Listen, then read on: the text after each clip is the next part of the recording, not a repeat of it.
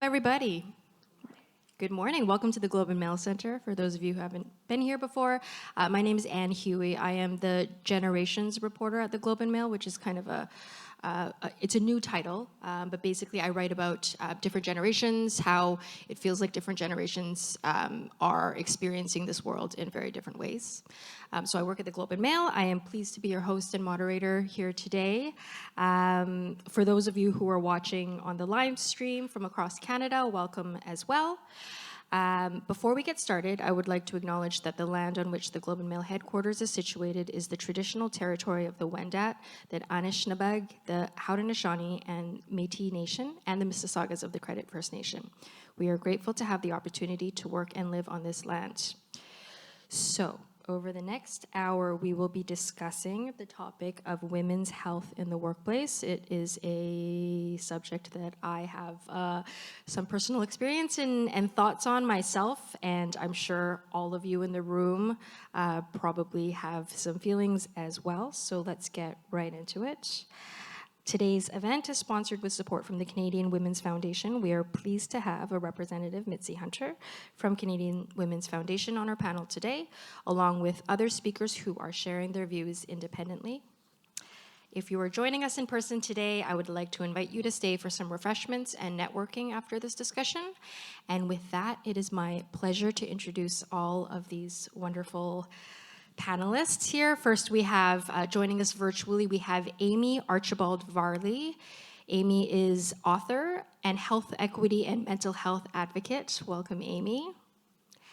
We have Harriet Ekperigin. Harriet is the Vice President of Transformation and People Success at Green Shield. We also have Marnie Panis, Director of Diversity, Equity, and Inclusion at ATCO. And of course, we have Mitzi Hunter, President and CEO of Canadian Women's Foundation. So welcome, everyone. Thank you all for being here. Let's jump right into it. Women and mental health in the workplace. It's a huge topic. There are a million different directions we can take this conversation in. So I thought it would be a good idea to just start this discussion with a bit of a lay of the land. So I want to give each of the panelists a little bit of time right here at the start just to give a few points on what you think is the most pressing and urgent piece of this conversation, just so everybody has a chance to maybe start. So maybe, Amy, do you want to kick us off? Yeah, sure. Thank you for having me, hosting me. I think it's such an honor to be here to talk about women's mental health in the workplace. And I'd say first and foremost, as a nurse, and I think this is one of the things that I'd say that probably connects us all, is one of the biggest challenges that we're facing is burnout.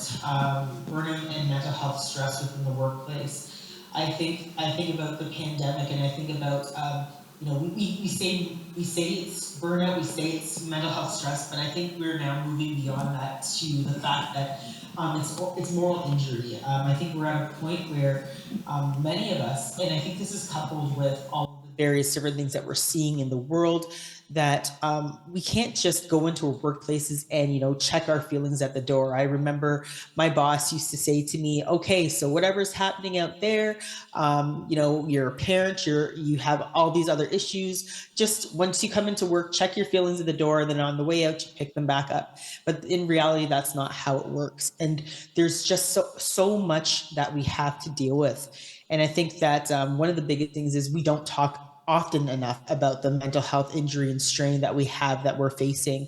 So I would say that if that would probably, for me, and I think many other people who would echo this, it's we don't talk about it very well in workplaces. I could tell you that my organization, when I used to work for them, when I went off on my first mental health leave, they said, okay, off you go. We'll give you the resources when we get back. But what was on the form was all functional. How much can you lift? How much can you bend? How much could you twist? And that was not reflective of the mental health injury that I had, the support that I needed for depression and anxiety related to the stresses that I was facing. So I would say, again, it is that mental health. And again, in terms of workplaces, they have to do a better job of, being able to treat mental health and actually see it as health. That's what I would start with. And just before we move on, you mentioned the idea of moral injury, and I'm not sure everybody here in this room will be familiar with the concept. So can you just unpack that a little bit? Yeah, I would say moral injury is the fact that we're seeing things, and sometimes we feel powerless. We feel that we have no control over that issue, that political thing that we might be dealing with, some of the issues in the world, and we bring that all to the table with us when we're working. There's no way that you can say, oh, you don't think about these things when you're at work. So that moral injury is the fact that we have all of these things. Ethics comes into play, and if we don't feel that we have the tools and resources, or we feel that we have no ability to help in those situations, that's where that moral injury comes in, where you just feel that it's not just a feeling of overwhelmingness, but it's that sense of powerless where you feel that you don't have any way. There's no way that you can get help, whether it's being able to get that support from your organizations. It's just that you feel that there's nothing much more that can be done in terms of that injury that you feel. And again, we call it an injury because there are treatments that can help with it, but that moral strain of feeling that you feel powerless to what's happening around you is where that morality aspect comes in. And again, from a healthcare standpoint, you want to help, and I think that anybody in these situations, they want to be able to help, but if you feel that you can't contribute because of that moral injury, that's what that actually speaks to. Okay, thank you for that, Amy.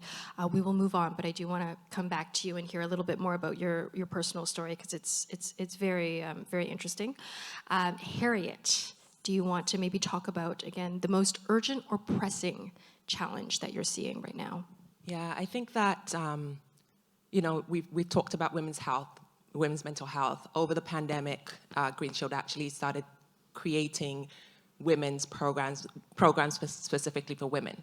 And we know that over 500,000 Canadian women actually left the workforce because they were caught in the sandwich generation. So for those who are not familiar with this, women who are caring for their children and caring for parents. So you're caught between this generation, these two generations. And they had to leave the workforce because they had to care for these people in their lives. And I think that a lot of those women have not gone back to work, because what happens is that your confidence starts to deplete, right? Like when you go back to work, it's similar to when women take time off, from maternity leave. You dread going back to work. I remember when I can see you laughing, Anna. I had twins and my brain was mush. And at the same time, a year after having twins, I actually went into menopause. And so I had this double emotional challenge that I was going through, and my brain was mush. And I would show up to a meeting, I would find a room to go in and pump, because I was still pumping for my twins. So I was having that, and as well as dealing with hot flushes. So I was a hot mess all the time. And I just thought that I just have to deal with it. Like, no one's going to deal with this for me. I have to deal with it. But now, being in the position that I'm in and having created programs that are specifically for women, I'm so pleased that we're now talking about things like menopause at work, right? My twins are 14 years old now. And 14 years ago, we never talked about things like that, right? Like, what is the impact of menopause? When you walk into a meeting and you're having these hot flashes, people are looking at you like something's going on, and you're not able to kind of formulate the words in your mind to articulate what you're thinking or what you're supposed to say. And you think, 2 years ago, I knew that word.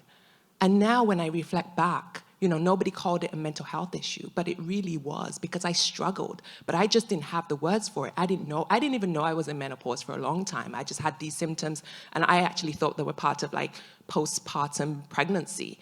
And now when we're talking about, we can talk about those things openly, and I would encourage employers to actually create space for women to actually talk about those things, because it does have a huge impact on your mental health. So I think now that we're kind of moving away from depression and anxiety, we're looking at other things like, menopause is one end. At the other end is fertility issues as well. So at Green Shield, we're also talking about fertility issues and the impact of mental health. So these are kind of not really new, but new to the workplace, things that we're actually talking about openly.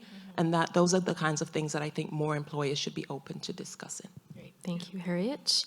Mitzi Hunter? Just love this conversation, and thank you so much to the Global Mail for partnering with the Canadian Women's Foundation to create this space. And when you started, Anne, I noticed you gave a big sigh. Like you really did when you started. And I would encourage all of us in this room, all of us watching online, just to let that out. Like this is a safe space. This is International Women's Month, and we are celebrating International Women's Day. This is the Canadian Women's Foundation's signature event that we're doing in partnership with the Global Mail. And I am so thrilled to announce for the first time to all of you that we have over 3,500 people who have registered and signed up for this topic. Yes, you can definitely applaud that, because it really shows the interest and the desire to talk about this and the desire to actually recognize the challenges that women are facing when it comes to mental health and wellness while working. And the report that was sort of part of this with Deloitte looking at it, that women work through pain. They work through all of those different cycles and challenges, and whether we're aware of it or not, we don't want to let anybody down. And that's a huge weight to carry. And, you know, I really appreciate the reference back to the pandemic. Because if we don't want to think about it, but, there was double responsibility. Oftentimes, women had to work from home and also pick up a lot of the caring work at home. Whether it was making sure that, children had what they needed, or an elderly parent. And much of that is unpaid and unrecognized, but it still takes its toll. One of the things that we're looking at the Canadian Women's Foundation is a Gender Equal Canada. And we are pushing that forward because we actually believe that if we strive for that in all facets of life, that women will have the supports, the safety, the rights, and the power to thrive. And health is a big part of that. And talking about mental health and well-being in the context of work is a big part of that. Because what we see is that women enter the labor market really at the same rate as men, pretty close together. But what happens over time is that there's sort of a squeezing of opportunity.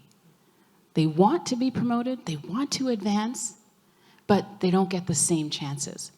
And by the time you get to those C levels, it's not happening. 85% of men are promoted to those levels, only 15% of women. And so all of that takes its toll, and it sets women back. And we want to correct that.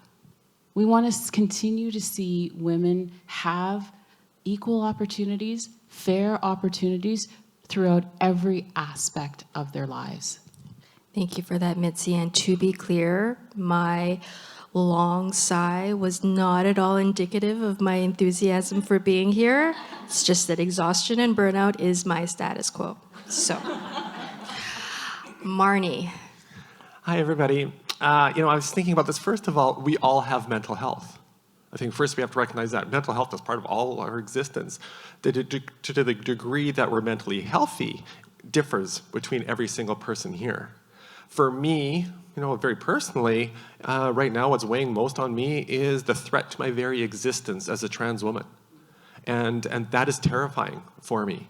But I recognize my experience is different from Mitzi's and Harriet's and Anne's. And I think that's what's important, that we all experience the world differently. And the fact that we have this intersectional lens that we're talking about here is really important, because one of the barriers is we can't make assumptions about people's mental health based on how they look and who they are and all those things. Everybody's going to experience differently. What I think about in workplaces is the mental health, probably the biggest barrier is not being able to talk about it. It is easier to see somebody's physical injury, a broken leg, or somebody who has a obvious physical injury as something related to their health, but mental health always has been that's something that we're having to prove. And then you add to that something are having to do more now than ever, it seems, as women, is to prove that we're worthy of the roles that we're in. And we're seeing an attack on that recently with a lot of the DEI policies and quote-unquote diversity hires and such. So you start to compound all of those things.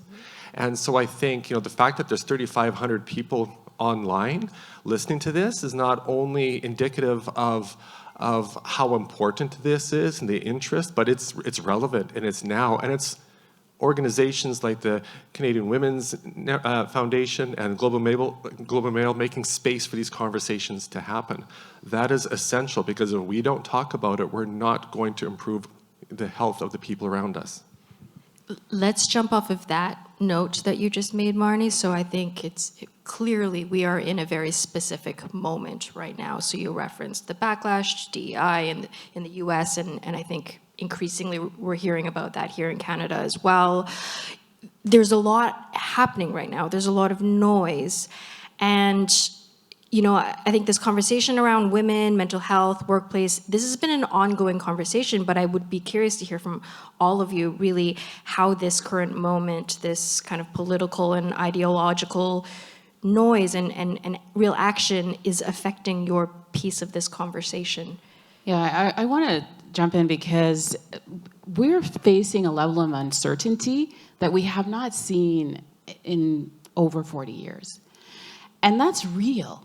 How people are feeling that sort of insecurity about employment, about safety, it has its effect.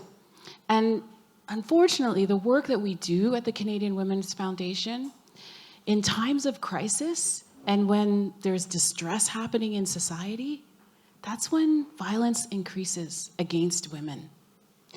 We saw that in the pandemic. And if I throw out those numbers, right, they're very serious. Every 48 hours, a woman or girl in Canada is killed. It's real. Those threats are real. And so we have to think about, when we're workplace policy, societal policies, put on that gender lens. How does this affect women? Because if we ask ourselves that question, we're going to shift our solutions. Marnie, Harriet, Amy, one of you want to jump in? Yeah, I kind of think to myself about, and it's not to discount what you said in relation to it being noise. I think that for me, the threat is very real as a Black woman. I hear, you go on social media and you hear folks like Tucker Carlson say, oh, if I had a Black surgeon walk in, or if I had a Black pilot, I'd have to think twice about the knowledge, skill, and judgment of that individual. And knowing the stats in terms of, Black women and the amount of education. There was a study that came out recently that said that Black women are some of the most qualified and educated women in the United States of America. And probably the stats might be similar here in Canada, that as a Black woman, I feel that I have to prove myself. I have to work 10 times harder. I have to have 4 or 5 more certificates behind my name, or credentials behind my name, to prove the fact that I'm expected and I should be here. I should be able to take up space. And that is very frustrating. I think that plays in the back of my mind and other racialized folks' mind as well, with this whole conversation related to DEI. And again, I really like to name the words diversity, equity, inclusion, and also throw in anti-racism, because at the end of the day, we know what the rhetoric actually means for us racialized folks, and it actually means Black. And that's it's not just frustrating, it's angering. And I think what we need to see is allyship, because sometimes when you're tired, it's just nice for someone to come and stand beside you to say, hey, you know what, I'm here for you. I'm not going to be a bystander. I'm going to be an active participant in, standing next to you. And I think that's what women need to see, because I know I've seen in my practice unhealthy competition, and I think this is the time to put that away, where we need to be able to stand with one another, stand alongside one another, and actually show action. I think that's going to be the most important part to help folks like me in relation to the mental health journey that we have in relation to the racism, because that's what we need. We need to call it and we need to name it, because it is racism. And we haven't even touched on the fact of that intersectional lens when we talk about, gender, sexual orientation, disability, neurodivergence. All of us are in this struggle together. And I think we need to, the biggest piece, I think, for my mental health would be to know that there are folks that may not look like me, but are willing to stand with me. Thank you for that, Amy. I definitely want to come back to the question or the intersectionality piece of this. But maybe just to unpack your answer, because I think there's a point that we're just kind of tiptoeing around. Maybe we can backtrack. You can tell us a little bit more about your own story, how you ended up becoming an advocate for mental health, and then if you can maybe just draw make it a bit more explicit, the answer to the question of, how does a DEI backlash potentially, how does that make you more or less likely to speak out about mental health challenges that you might be facing? I think it's a pretty obvious answer, but I think deserves to be said.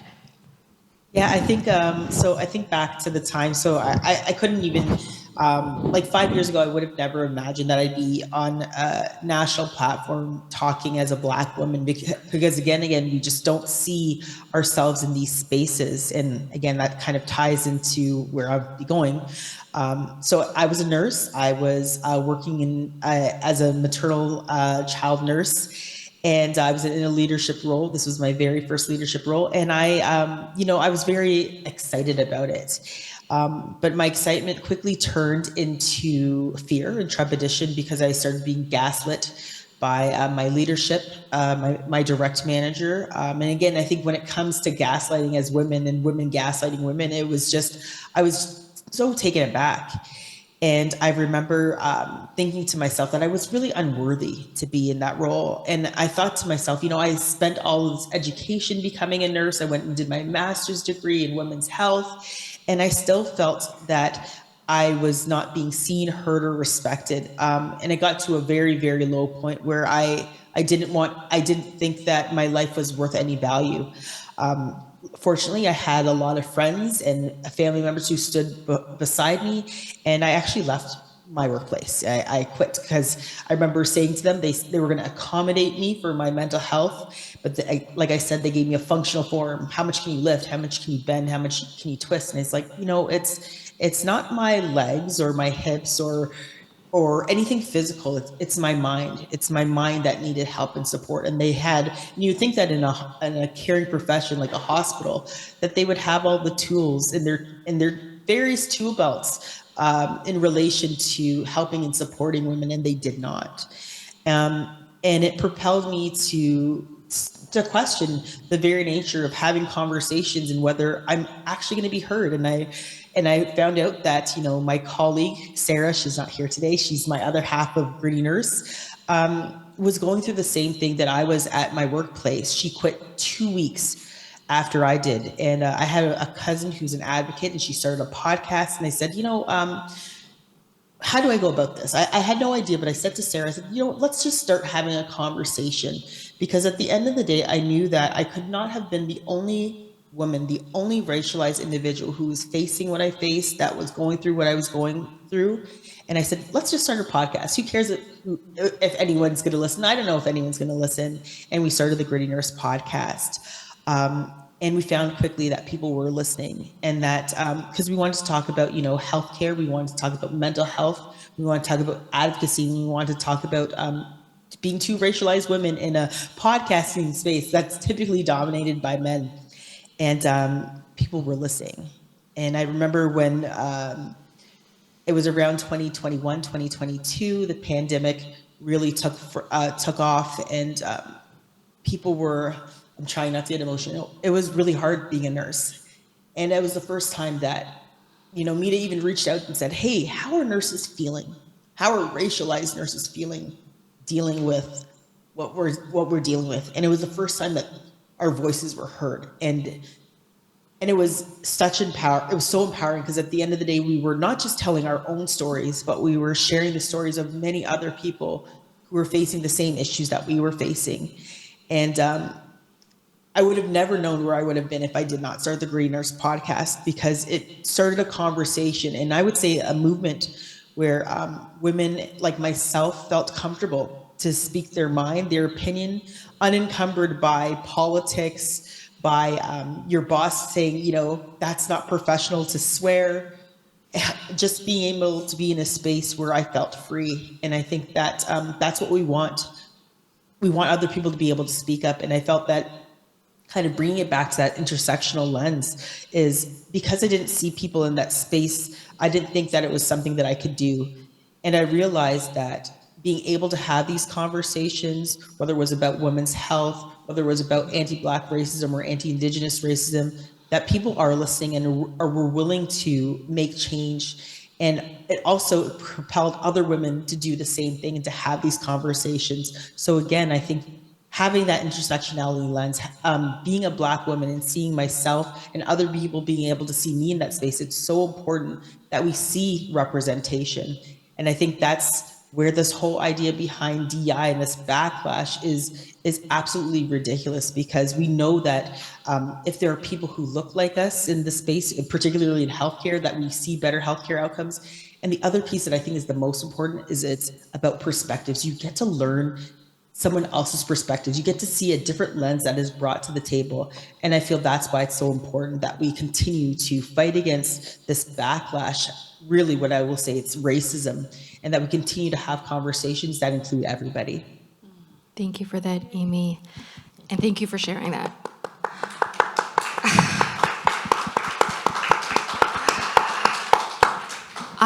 While I appreciate the applause, and I think all of us, like, we so appreciate your sharing your story, there's just that small piece of me that just always finds it so frustrating that whenever we're having this conversation, it's the only way it feels like we can be heard is to spill our guts, to have to share our traumas and our personal kind of stories, and that's the piece that I just find so unfortunate. But I applaud your courage, and I thank you for doing it, because I know it's not easy work at all.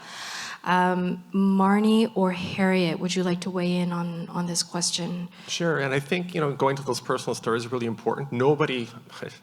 I don't owe anybody my story, I choose, and I think that's really important. And you've provided a space for autonomy in that, and that's really important, because we have control over our stories. I own my narrative, that's really, really important. And quite honestly, Anne, I don't want to be courageous or brave, I just want to be safe. Truthfully. I'm thinking what was just said, and we have to think about this backlash on DEI in the context of anti-immigration policies. And by anti-immigration, I mean anti-immigration of certain colors of people. The backlash on reproductive health, on women's health, on the rollback of rights for LGBTQ+ people. It's all of that that's happening at the same time. In Canada, for trans women, you are more likely, trans women are more likely to have post-secondary education than the average Canadian. We know how hard it is to have to work over and over again, really hard to even have a chance, but yet we're not being hired. And then when you are, you find yourself, just like probably every woman in this space, you've always found yourself at some point the only person like you in any given room. That's most rooms that I'm in. Probably 99% of the rooms that I'm in, I'm the only one like me in that space. And the higher you go up in your career and in your organization, the least likely you're going to have other people like you in that space. And that carries an incredible burden, because, folks, I don't have the privilege to make a mistake. I don't. Other people fail up. People like me fail out, because I carry the weight of an entire community on my shoulders in the few spaces that us trans women are in. And that's really hard. Now, I'm fortunate. I work in a great organization, ATGO, with some really great leaders who, have taken upon themselves to remind me that you belong here, you deserve to be in that space. And that's something that I think we need to tell every single person in this room, every single person online, is that the space that you're in today, in your leadership role, in whatever role, you deserve to be there. And we have to continue to remind each other, woman to woman, to remind each other, you belong here. Thank you for that, Marnie. And I saw a lot of heads going like this while you were talking. So Yeah. you are not alone in your feelings for sure. I completely agree. So I was born in Nigeria, moved to the UK when I was 10, and have been in Canada for 23 years. So when I was growing up in Nigeria, there was no black or white. It was just you, right? So when I moved to the UK, the first thing I was advised by my mum and my older sisters, and I come from a line of 11. My mum had 11 girls, so I'm the last of 11 girls. And so my sister said, don't ever let your color dictate what you're able to do, your ability, right? And so and now I have 23 odd nieces, and what I always say to them is that, don't let your color dictate what you're able to do, because you can do so much more than that. And when I think about the space that we're in now in DEI and all of that, that always comes back to the back of my mind, because one thing I fear is to be so debilitated by the noise that it stops young women from what they're actually able to do.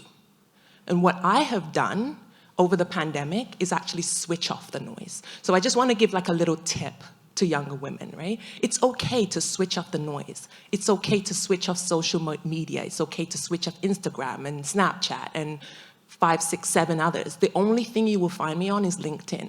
And I took that on at the beginning of the pandemic, and I've kept it because it's safe for my mental health to cut out that noise. Some people might think, oh, that means I'm not worldly, but I am worldly in my own right, because I'm sure, unlike other people, I've lived across 3 continents, so I know that I'm worldly, right? So it's okay to switch off that noise, because it does debilitate you from being able to achieve what you're capable of. So that's just a little tip I would give out, because I think we get so caught up in, I don't want to say complaining, but we get so caught up in the issues that sometimes we forget to give the solutions, and no matter how small that solution could be. So let's take that challenge and let's talk about where we are. Let's actually take a look at what progress has been made. Have things gotten better when it comes to, again, mental health, women, workplace? I don't know what the right timeline to frame that question in is. Let's say over the last 5 years since the pandemic, that seems like a good place to start. Have you seen movement? Certainly been a lot of discussion. So for me, from our data, from Green Shield, we are seeing more women, especially more racialized women, actually going for therapy, seeking help. So the data shows from the Canadian Research, Mental Health Research Canada, that more racialized women struggle with mental health issues. However, less racialized women actually seek help. So the good news is that since the pandemic, we have seen more racialized women seeking help for their mental health issues. However, there is a however, but more of those women are reporting dissatisfaction with the care that they're actually receiving. And so what that means for me is that we need to look at the programs that we have, and we need to make sure that they're appropriate, culturally appropriate, for the communities that we're providing those services to. And some organizations like ours, Green Shield, Center for Addiction and Mental Health, they've actually tailored programs to be more appropriate. Because again, when we think about 50, 60 years ago, when we're developing programs for mental health and medications for mental health, they were tested on men. Those programs were piloted on men, not on women. And so the Center for Addiction and Mental Health, and I'll give them props, is that they're actually doing a lot of women's mental health research to think about medications that are appropriate for women's mental health and to think about programs that are appropriate for mental health. So we have moved, but there's a long way to go. Yeah. And I just want to say, it's not only were they tested on men, but it was white cisgender men. Exactly. And so there was like no intersectionality applied as well. Yeah, definitely. It's interesting because my partner's a surgeon, and there's a lot of research that shows that women physicians, women surgeons in particular, the outcomes of their patients are better. And there's a lot of research that shows that, right?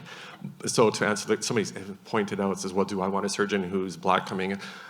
Right, you see, actually, the data is quite contrary to that, which is quite interesting. To the point of mental health, too many times as a trans person, that culturally safe therapy, as you go into, you know, I have no experience working with people like you need to go somewhere else.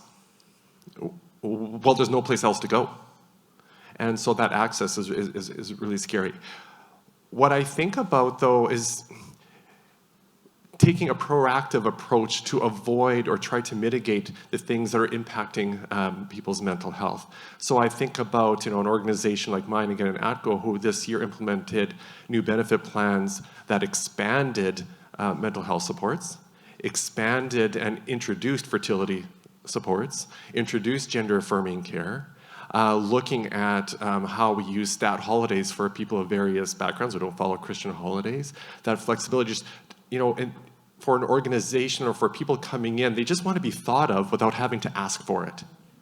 So, you know, my challenge to employers and to business places is to go really deeply at a systemic level, think about the people, engage your people in those conversations, so that, you know, investing in them early through benefit plans, through the systemic approaches, avoids having to go access to mental health supports in the first place. Amy or Mitzi? We're Yeah, talking I about might do- progress, perceived or real? Yeah. Perceived and real. I mean, I don't want to discount the fact that we are having a lot of conversations. Saying that is from a healthcare standpoint, from someone who works in healthcare, I think one of the biggest pieces is I look to accountability, right? So it's like we talked, but what are some of the tangible actions, or what are the data points? Are we collecting data to see that we've made change in relation to mental health supports for folks? And I'd like to you know, echo what Marnie is saying, that, you know, workplaces are kind of trying to take more proactive approaches, but there are some workplaces that aren't very proactive when it comes to mental health. I remember one of my own previous employers looking at our mental health plan, and it was $250. If I remember this correctly, it was $250, a maximum of $250, $25 per session. So if you think of one, you know, psychological or one session, it's usually about like $125 up to $225, and that was $25 for each session, up to a maximum of 250. When, you know, you can look at other companies who have way better mental health programs. So again, really pressuring our employers to actually make it tangible. And then just from a larger standpoint, again, we talk about how great our universal healthcare is, but again, mental health does not fall under universal healthcare benefits. In terms of a lot of the care and support that you need, you have to pay for it out of pocket. So how can we say that we want a healthy society if we don't include mental health? So again, as much as we're talking about it, and I'm glad that we're talking about it, we need to see more tangible, actionable, measurable forms that say, here's how we've progressed and here's how people are doing better. Even like how I think Mitzi mentioned patient satisfaction or staff satisfaction. Are we seeing that, you know, with the implementation of different programs, whether it's menopause-based or gender-based, or just strictly open mental health, are we seeing that those scores are shifting? And I think, again, we need to look at accountability, and I'm like the accountability officer. So I want to see that, yes, we're having the conversations, but I want to see some tangible, measurable change. And I would just add that workplaces can include these programs and put them in place, but it's up to all of us to actually participate in them and to utilize the programs that are there. And workplaces need to promote them as well. And you know, there's no work loss stigma or anything like that to take all of your time off that you need and that you have part of as your benefits. And that's also something that we believe that women need to have is just giving them that space to get the help and the support that they need. Some of the progress that we've made around things like universal childcare, that affects women in a lot of ways.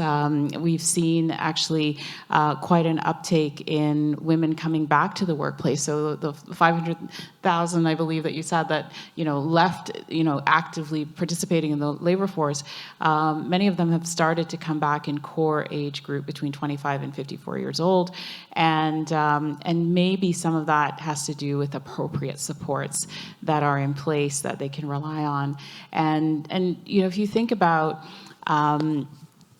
you know, what we look at it at a societal level, and we want to see women in every aspect of. We're 52% of the population. We want to see women, you know, participate equally across Canada. There's an economic incentive for that, right? It's $100 billion in GDP that we would see in Canada if we had that. So there's no disincentive here for us to really lean into this, but I do want to say that even when women are excelling, 60% of university graduates are now women, and I would say women and gender diverse people, right? So doing all the hard work, getting those credentials, but you end up in a field, maybe in a STEM field, in a tech office somewhere, and all of a sudden you don't feel that support, and that achievement isn't going as far because that environment hasn't thought through how do we make this space appropriate. And I would say, and you know, with Amy, your story, you know, companies can lose good talent because they're not being thoughtful about that. And so, you know, think about those non-traditional careers and jobs. That's also higher paying. So we want to close that gender wage gap, right? We want women and men to have the same earning power. Well, some of those non-traditional employment streams have to also change and be much more attractive for women to want to go into those fields and stay in those fields when they do. I want to come back to the question of the tangibles. What tangible things, structural infrastructure needs to happen to see some real change. But let's do a little bit of a digression.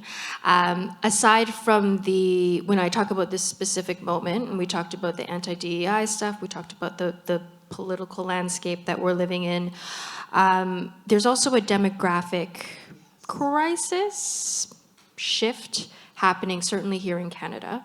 So, I say this as an elder geriatric millennial myself, is, you know, millennials are now the largest, we make up the largest generation in the workforce right now. And because of circumstances, because of life stage, millennial women are also in their prime childbearing years. I am the mother of a 4-year-old, almost 5-year-old. And we also have aging parents. You know, our parents are typically baby boomers. They're aging, they're having all kinds of health concerns. So I know, Harriet, you referred to the sandwich generation. I am very much a part of that sandwich generation. I imagine a few of you, at least in this room, are as well. It's rough out there. I know I'm not alone in this. This is happening all across the country. So how does that play into, again, this like larger conversation around mental health, women, workforce? Take it away. Help me. All sorts of things are going through my mind, but none of them are appropriate. When you say We don't help, have to be when you appropriate. say We're a help safe me- space. Help. When you say help me, I was having a conversation with so yesterday I was at another women's event and I was having a conversation, and this one other woman, she's had twins and a 4-year-old. She had 1-year-old twins and a 4-year-old. And so we got talking, and she says, you know, I don't know about retirement. I'm like, you know what? My kids are 14. I'm waiting another 4 years. They can go to university, and I'm out of here. I'm out of here, out of this country, somewhere warm. It's -13 outside. I can't do this. And she says to me, oh, I don't know, you know, but what about like when they have kids, and I want to be next to the grandkids. And so where I was going, inappropriate, was like, just leave them. Just go. Just go, because really the way I'm feeling right now, you know, it's like, I just want to go. I just want to go. And actually, fun fact, or maybe not so fun for some people who really love their kids, but fact for me, between the ages of 4 and 7 were the most challenging for me. And so what I used to do, once a month, I'd say to my husband, take the kids and get out of here. I don't care where you go. leave at 10, don't come back until 6. And that was my time just to do anything I wanted, whether I wanted to watch Netflix or listen to a podcast or read or just sleep. Right? And that was so important for my mental health. And he understood that. Like, he is very supportive. I went back to work at 10 months and he stayed home for a year and a half. I don't know how he does it. I do love my kids, don't get me wrong, but we need to take that time out for ourselves. So I don't know what your support systems are, but I would say I'm happy to take your child for a while, but no. I would say that I will be Where is willing your to home? I will provide be there some right financial now. support so that you can have some time off. What is your home address? I appreciate that, absolutely, but I would be remiss to say that there are, if I did not say that there are many women across this country who don't have that situation. 100%. Yes, 100%. yes, And yes. don't But get me wrong, appreciate it. I'm think here by it's- myself. I have no family here other than my husband. And I know that there are lots of single women out there, but we have to be intentional about creating supports for ourselves. That Yeah. was one thing that I really struggled with, I'll be honest, about saying, yes, I need help. And I just struggled because I thought, I'm a mother now, and this is what I always wanted, and I just need to just keep going, right? But there are people out there that will provide support. We have to be intentional about providing support. Even if it's for an hour a day on a Saturday or on a Sunday can do so much for us that we underestimate the importance of that. Anybody Mitzi, else? you want to get in there? No, you said what I wanted to say, that, there's a community out there, and part of what we want to encourage is to ask for the help, ask for the support, really reach out. You're not alone at all, and your feelings are so valid, and so just ask for the help. And sometimes I'll just add that we don't even have to ask for it. People offer, but our first instinct is, no, I'm okay. I can manage, because we're that warrior. We have to wear this armor of, like, I can do all things, right? But sometimes the help is already offered. We just have to learn to say yes to the right things and no to the wrong things. I'm going to jump off that one because I remember working in the neonatal intensive care unit when I started my career in this space in inclusive health, and I came into that space because we had 2 little boys. They were born 3.5 months early, very tiny, very sick. Our one little boy, Andrew, passed away. Alex is now 18, and so I'm that geriatric Gen Xer, I think, not the millennial. I'm kind of like on the other end, and he's kind of being a little bit more independent. And both boys are amazing in my life, a big part of my life and the work that I do today. And I remember counseling families who are in that space, and the same applies to women here. When somebody asks you, what can I do? Have an answer ready. Say, can you take my dog out for a walk tomorrow? That would be really helpful. That would help me get the laundry. Can you pick up food for a family? Have answers ready to go. Have a list. Have a list. And so when somebody's offering, you say, yeah, in fact, you can, and here you go. Instead of that, no, I'm Pick fine. Pick one I'm fine. or 2 or 3. Just right? have your list. Yeah, just instead of just like, I'm fine, no. Have a list. And I have a list. If somebody's asking, here you go. You can do this for me. Yeah, What I'm if I going to say, sorry. No, go ahead. But the other part I wanted to say is, and I really appreciate what you're saying, Harriet, for me and for my partner and I as a queer, trans, lesbian couple who right now the world is really heavy and hard, is to find those places where you truly find your own joy, your own safety. I create my safe space. My work is my safe space. There's some great people I get to work with. This community right here, the women that are in this room, on this panel, this is community, the call that we had together, that uplifted me. And my partner and I really choose to, even if it's in our home, it is our safe place. We get to decide who comes and goes into that space. We get to decide what joy we get to bring into our lives, whether it's music or travel or our family or our friends. Find those moments of joy and create your own joy, and don't wait for anybody else to do it for you. Yeah, I echo what everyone else has said up there. I think I'm in that same space, except I decided to do something different. I have twins that are 13. I have a daughter who's 9, and I have an 11-month-old, my lovely, lovely little surprise. And I think to myself, although we have all these different things. I'll be honest, I'm not really good at saying no, but I found out that it's so important to set boundaries. I think we as women, we tend to not do a very good job of setting boundaries, or even just saying no, I'd rather stay home in my pajamas. So I've taken the liberty to be like, I just can't. I can't be everything to everyone. I can't be everywhere all at once. And boundary setting has been really, really important for me. Where even sometimes for in relation to the work, if it's not going to be fulfilling to me, maybe the answer is no. And I think that that's something that we all have to learn. There's been lots of books I've been reading in terms of how to set boundaries. And I think that, between rest and making sure that you have sound boundaries to say, no, I don't want to participate in that activity. Thank you for inviting me. Or this opportunity is not for me. Or just, no, that's not something that I'm interested. I think we need to take that word back and learn to set boundaries. And definitely the whole aspect of rest. I don't know. I'm hoping at some point I'll get 6 hours sleep, but I'm not quite there yet. But I echo what everyone else has said there too today. Okay, so we have just under 10 minutes left. Let's talk about what all needs to change. What challenges remain, and let's get as specific as possible. Let's name the things that we are going to do together in this room today. So I'm going to start because I think one of the things that I've been hearing is that work can and should be a safe space. And so how do we make that a safe space? A lot of companies have started employee resource groups and areas that employees can talk to each other about the unique challenges that they're facing. And I think that those are really encouraging spaces to have for people. And just really think as employers, like, how can we support people? Because the uncertainty and the pressures that people face outside, it comes right into the work environment as well.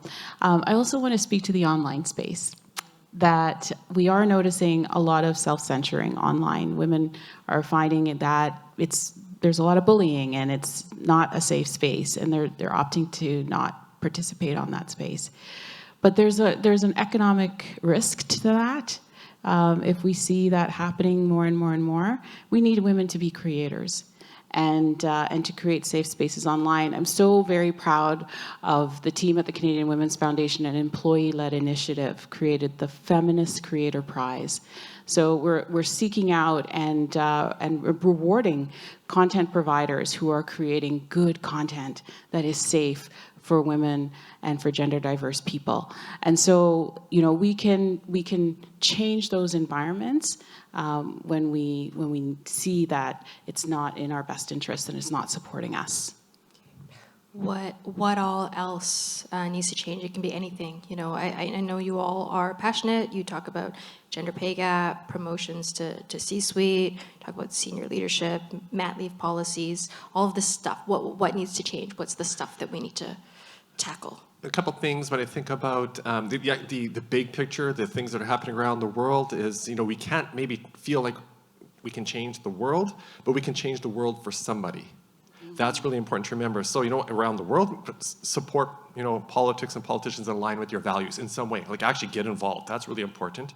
From an individual perspective in the workplace, is to reach out to each other, check in with each other and say, hey, Marnie, I see this thing's going on, and how are you doing?